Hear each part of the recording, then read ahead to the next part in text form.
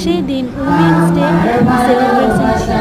আর সেই দিন আমরা গিয়েছিলাম একটা আশ্রম, আর সেখানে অনেক অনাথ বাচ্চারা থাকে এবং তাদের মধ্যে কজন তারা ঈশ্বরের উদ্দেশ্যে গান গিয়েছিল এবং তারা তাদের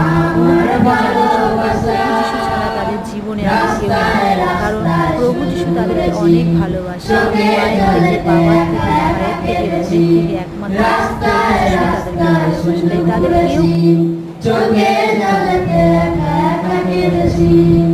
ছিল না দেখে